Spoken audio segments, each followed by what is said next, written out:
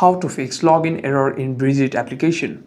First, if you're having any kinds of problem in the application, make sure that your device is connected to a secure network. Swipe down on the control center and turn on your Wi-Fi or cellular data to connect to a better network. By doing so, you shouldn't be facing any internet issues while logging in.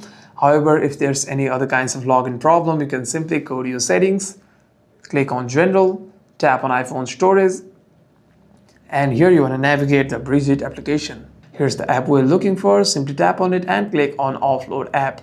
Tap on Offload App again and simply reinstall the application. What this does is it deletes the application while keeping its documents and data. And the next time you open the app, you shouldn't be facing any problems regarding your login.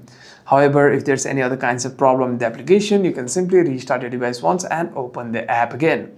Hope this video was helpful. If you have any further questions, do leave them down in the comments below.